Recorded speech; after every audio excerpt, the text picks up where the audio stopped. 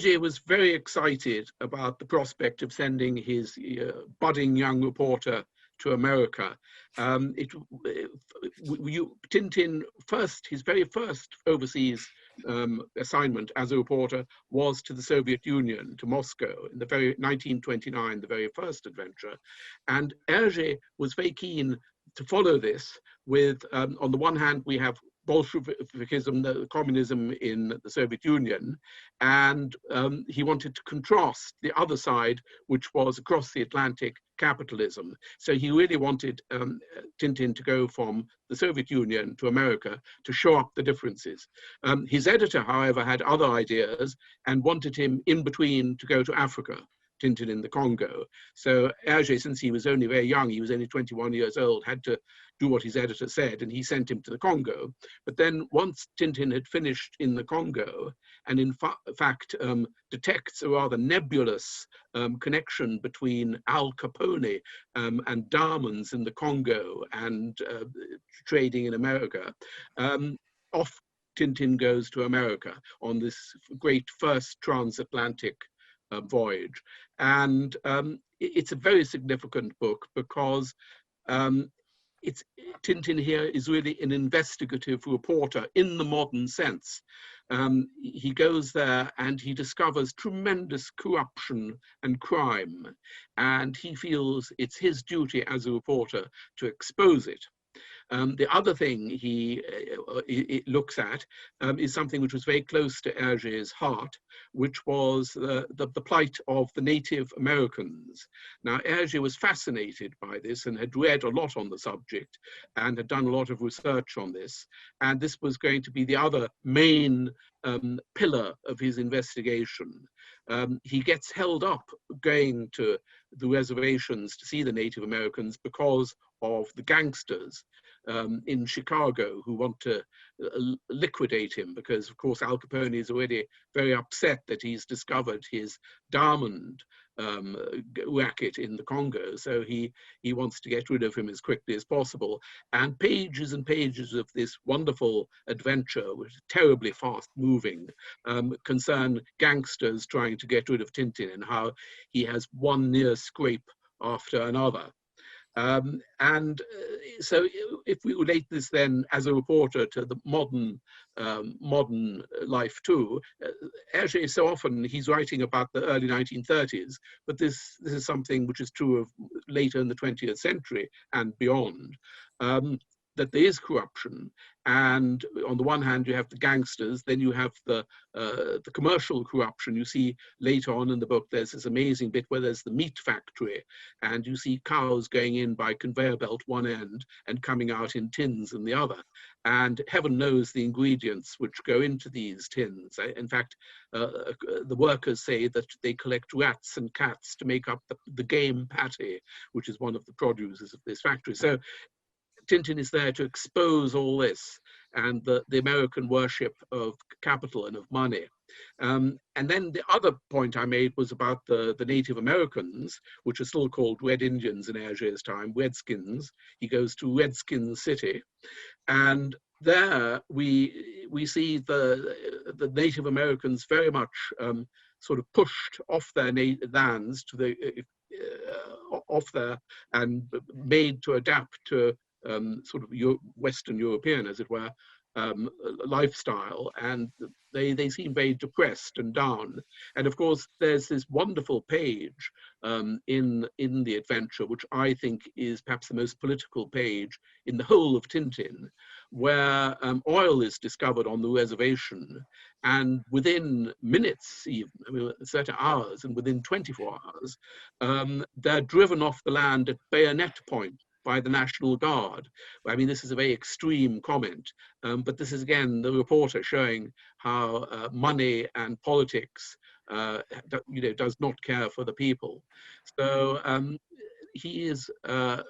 Tintin is really a very modern reporter in this very early Tintin adventure. We're talking about 1931, 1932, so it's very early, and that is, I think, it's significant. So on the one hand, Hergé very excited to send Tintin to this land of promise, but Tintin as a reporter exposes that it isn't all promise. There's also all this corruption and so on. However, America is grateful for what he does and how he's exposed this and how they can round up all the gangs who dominate Chicago and elsewhere, and is given a traditional ticker tape reception for his efforts before he returns to Europe. So he is an American hero and has done America a lot of good, as he so often does when he goes to whichever part of the world he chooses. You remember when he went to the Congo,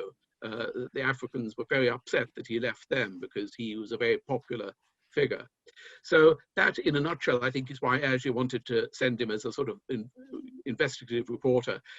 As a reporter myself, you can see how he gets his teeth into it to try and find out this, and also how risky it is and how dangerous. I mean, how many times is Tintin threatened with all sorts of terrible things?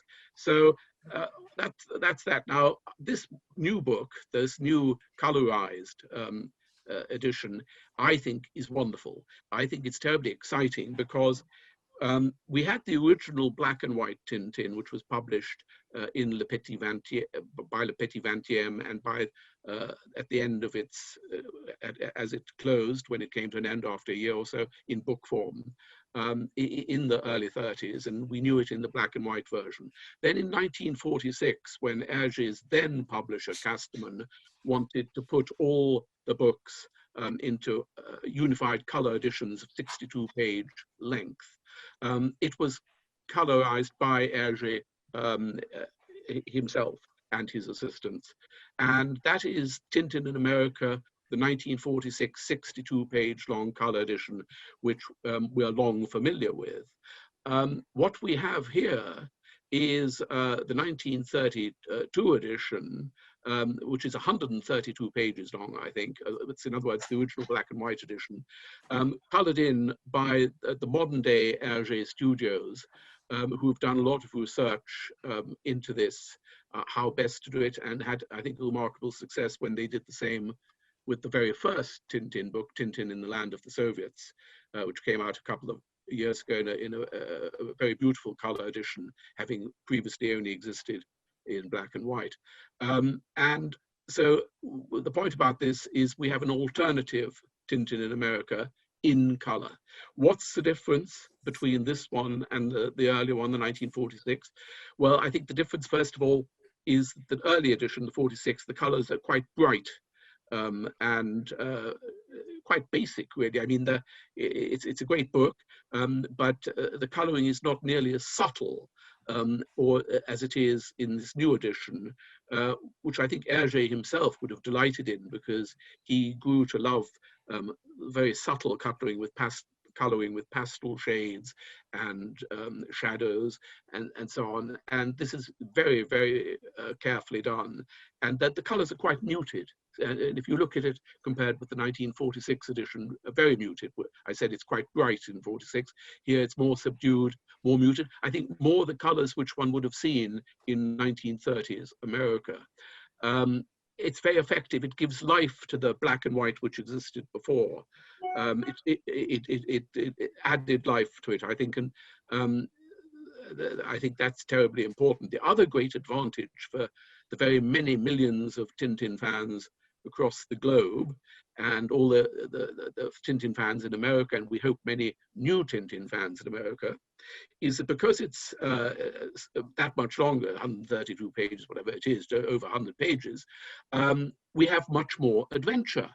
So there's much more to get your teeth into. In the earlier 1946 one, a lot of editing was done. There were a lot of cuts, and it was very well edited. But now we have the full thing, which makes it, it's like if you're keen, let's say, on the opera and go to the opera, how much more exciting it is to see the complete original version which the composer composed, rather than the trimmed down version which has come to be known. This is exactly the same. The other interesting points about it from a technical point of view, I think, is there's a lot of sort of explosions in Tintin always. One of the things which has really struck me about the new colorization is you really feel the heat of the blast and through the colors. I mean, it is really beautifully done. You know, in black and white, you just see a few lines. In the early color edition, you see some bright colors. But in this, you feel there's a glow, there's a warmth, and you know, you look at it and you almost sit back. You feel your eyebrows have been singed. This is tremendous. So I say hats off to the Hergé Studios in 2020, because they've done a great job, which I think really would have excited Hergé. And of course, he would have been tremendously excited by the modern technological possibilities, which he didn't have in his time. I mean, there's quite a nice story which one can about Hergé and color, in that Casterman bought color printing machinery just on the eve of the war, and spent a great deal of money buying this for 4-plate color lithography, which was the cutting edge then. And Hergé, the person, Charles Laine, who he was dealing with at Casterman, tried to persuade him to go into color. But Hergé was very reluctant, because he was used to working in black and white. He liked working in black and white, and he felt comfortable in it, and he wasn't rushing into color. Anyway, it was most unfortunate for Casterman, because they had this lovely new machinery, and Belgium was then invaded in May 1940, and it was sort of mothballed, and they couldn't use it. But then, during the course of the war, Casterman persuaded Hergé to try and work on it. And then he does indeed, and with the L'Étoile Mystérieuse, the shooting star, he uses it really for the first time in sort of cutting out the black and white process. And he then learns to love it. And the early Tintin color books, which he did himself, have this very subtle coloring using the 4-plate color lithography, very subtle shades. And to collectors, I think they generally rate them as the most beautiful of Hergé's books. Then, as Casterman put on pressure for him to put all his previous books into color, he had to have helpers. And this explains what happened in 1946 with the first Tintin in America. And Hergé, obviously, because he was doing this, that, and the other, he couldn't do everything and didn't have his direct involvement. And then, of course, in 1950, we have the Hergé Studios set up, where he has special people to do that. So it was taken out of his hands.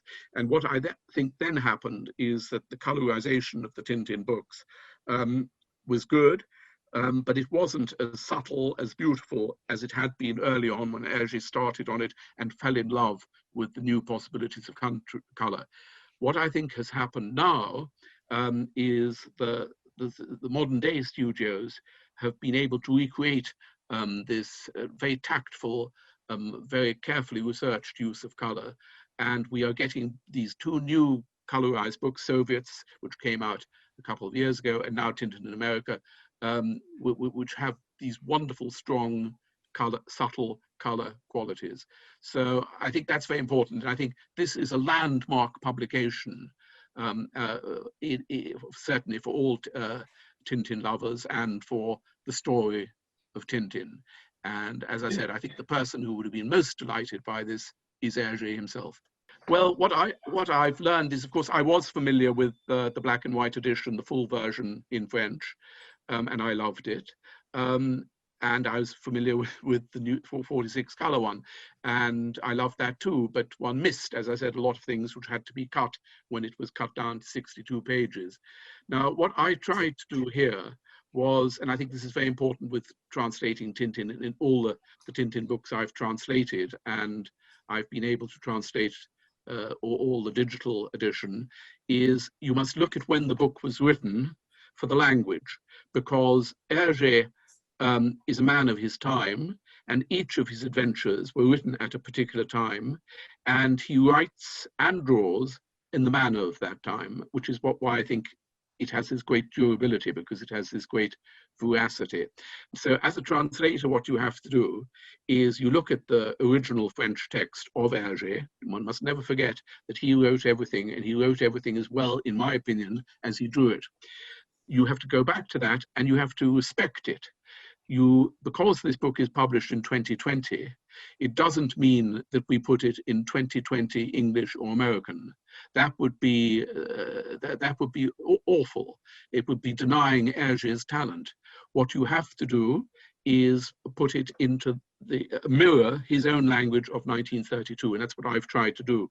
So, give an example, I was talking about Native Americans. Nowadays, we call them Native Americans, but you didn't in 1932, you called them Redskins. Hergé calls them Redskins, Peu Rouge. So I call them Redskins because I think that's what you have to do.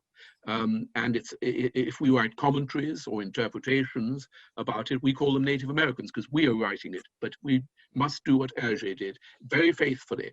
And so what I tried to do throughout was to use the language of the 1930s. I'm writing in English, but I am familiar also with American of the period. Who isn't, with all the American black and white movies and so on of the time, which incidentally Hergé loved.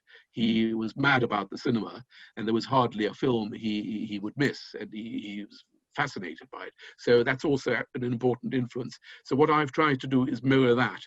So I hope that what you read in English is a fair reflection of 1932 English American stroke American. And what about the scene with the black people in the album, especially one? Well, I'm glad you mentioned that because I think that's again become very topical in 2020 with Black Lives Matter, and Hergé thought so too. He, like everything, he was ahead of his time. He certainly did think Black Lives Matter, which is why he was so outraged at the racism which was going on in America at that time. He was shocked by it. And we have the full scene here in this edition of the lynching of blacks for, I mean, if there's a bank robbery, if there's a rape, if there's anything, they immediately find the first black and lynch them. There's no judicial process. They're kangaroo courts, and you can't even call them that. I mean, it is quite shocking, but it is true. And there, it's an example, going back to what we were saying before, of Tintin, the investigative reporter, showing how unfair this is. There's no justice for black people in 1930s America. That is a fact, and Tintin exposes this, and I think it's rather good that we are reminded of this in 2020. Do you think that this book can still be used or be interesting for the young people to read today? Yes, definitely. Now, there are two levels. First of all, you said, first of all, it will give young readers a tremendous amount of pleasure because it's action-packed. It's really exciting. It's a real, what we call a page turner. You read one page and you can't wait to find out what happens on the next page. Really exciting adventure. Of course, this is what young people love. They will also love the setting because it's a beautiful setting, and of course you see this all the more in color.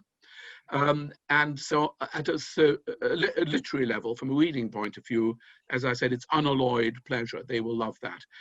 On the deeper level, the sort of how it's relevant today, I think like all Hergé, and as I think I may have said before, it was written at a particular time, but it doesn't date because it shows it that, I mean, that is America in the 30s. It is not America in 2020. People realize this. It's like watching a film of the period. So it doesn't date, it's a classic. So there's that. However, the issues, like so many issues which are dealt with by Hergé, and one can talk about arms trafficking, drugs, all sorts of things, they were there then and they're here today. The political questions in America are still there. The exploitation of the Native Americans, of their mineral rights and everything, that's all there. There is still corruption. It is all there. So it is therefore what was relevant in 1932 and which Tintin exposes, and also what we were just saying, the treatment of black people.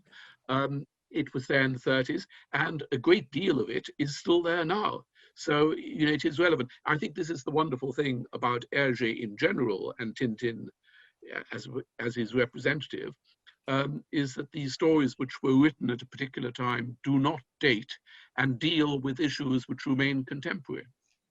You have this full work made by Hergé, the Tintin adventure, you as a reporter, Tintin traveling around the world.